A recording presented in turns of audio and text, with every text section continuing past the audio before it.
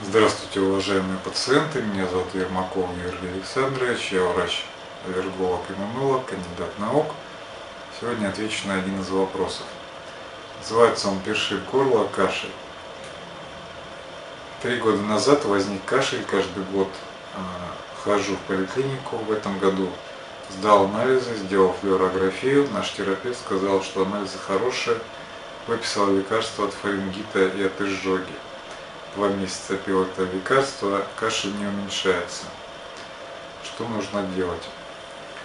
При симптомах кашля и постоянного, так сказать, хронического, необходимо обращаться к пульмонологу и исключать хронический бронхит и другие патологии легких, так как в данном случае не указано, курильщик ли этот человек.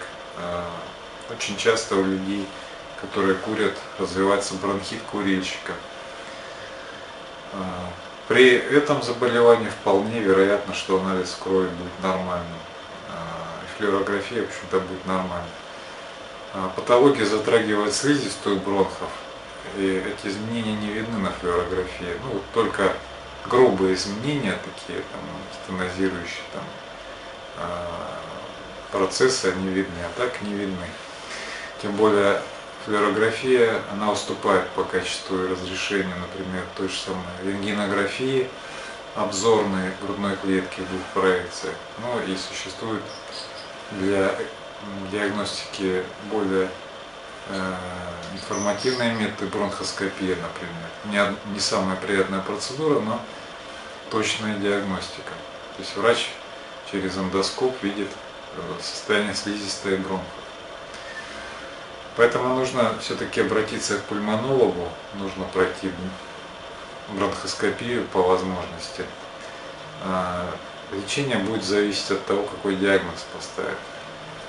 Пульмонолог, если это хронический обструктивный бронхит или бронхит курильщика, здесь необходимо будет уже задуматься о прохождении лечения, потому что частый кашель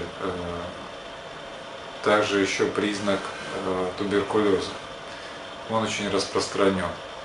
И на той же флюорограмме можно не увидеть, а на рентгенограмме можно все увидеть. Также еще подтверждается это иммунологической диагностикой. Патологии легких достаточно опасны, потому что даже развитие застойных явлений, воспалительных процессов бронхов бесследно не исчезает. Оно в период обострения заболеваний, развития острого бронхита может привести к осложнениям, пневмонии, плевритам и так далее. Поэтому, дорогие пациенты, здесь все-таки необходимо обратиться к врачу, даже если терапевт говорит, что анализы хорошие, те средства, которые не помогают, средства от изжоги, от фарингита, но это все-таки нужно оправдывать их назначение. Вот, консультироваться с пульмонологом. Я желаю крепкого здоровья, не болейте. Ждем вас в нашей клинике «Московский доктор».